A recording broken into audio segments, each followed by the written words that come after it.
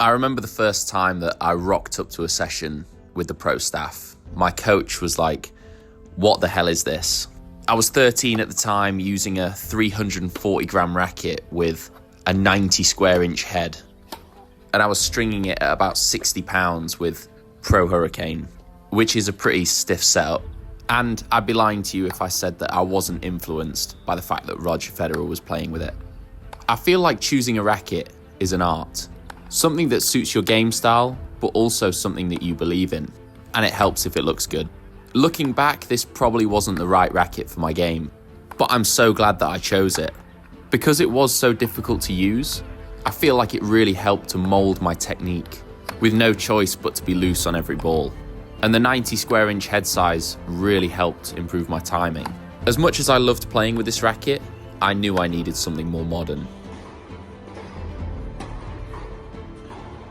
When the RF97 came out, I knew that this was going to be the racket that I was going to play with. It had the crisp feeling of the 90, but with the modern twist of a bigger head size and a thicker beam width. People thought this was a control racket, but it's actually a boomstick. So powerful. In 2018, I remember trying the version 12 Pro Staff and just not loving it. At the same time, I got offered a contract by Technifiber, which would have been my first sponsorship deal. And I remember being on such a tight budget, being offered string, rackets, a bag, and just feeling like I had to take it. Although there was nothing wrong with the Technifiber T-Fight 315, it was a great racket. I just never quite believed in it in the same way that I believed in the Pro Staff. Although it was more of a modern racket, I just never felt that my shots had the same weight behind them, or there was that crisp feeling that the Pro Staff was famous for. So I'd been using the Technifiber for about 4 years, and I just reached the point in my tennis where I felt like I needed something new. And I remember my coach at the time had a Pro Staff RF97 in the boot of his car. And just by chance, I decided to hit with it. I was just able to serve so well with it, and it matched up perfectly with the way that I was trying to play. I was trying to take the ball early, be aggressive. At 340 grams unstrung, the weight of my shot was just so much heavier with the Pro Staff. Fast forward to 2024, and I'd had some of the best wins that I'd ever had with the Pro Staff. I'd beaten players inside the top 400 in the world and was consistently qualifying and making main draw of futures. During my time with the Technifiber, I picked up a few issues, especially around my forehand.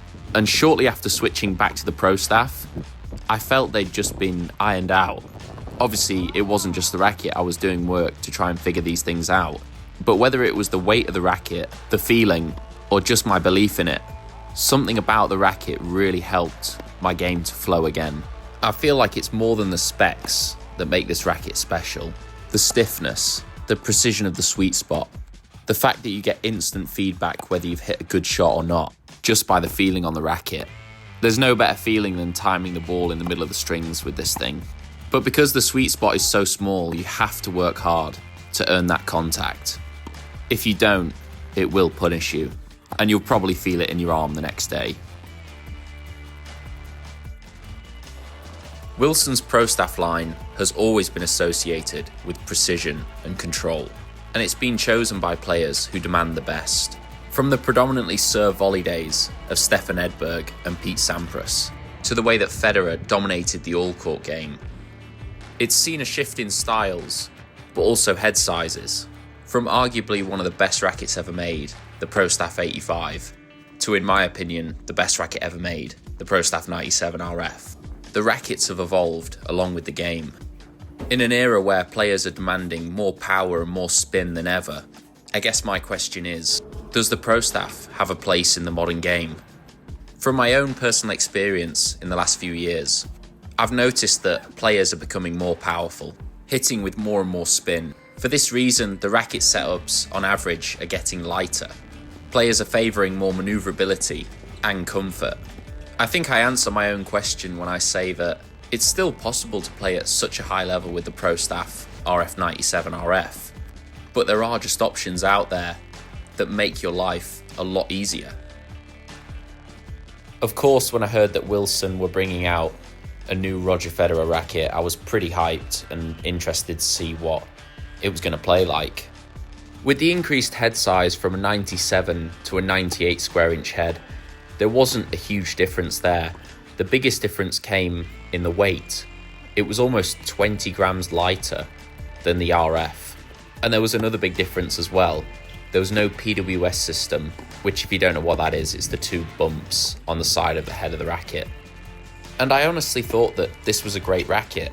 It was a very natural evolution from what Federer was playing with before. But again, there's one thing to remember, this isn't a pro staff. It's a completely new type of racket, built more for the modern game, power and spin.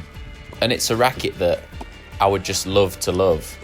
I love the idea of it, I love how stylish it is, all the touches, but for me, it just didn't quite feel right.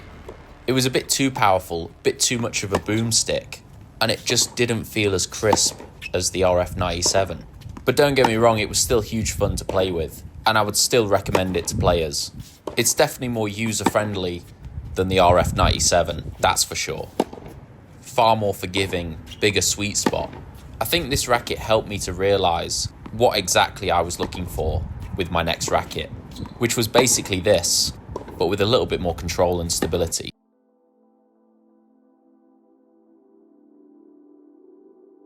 I guess I'll finish by being all meaningful and artsy, and speak about how playing with the pro staff wasn't just about enjoying the game, but also striving for perfection.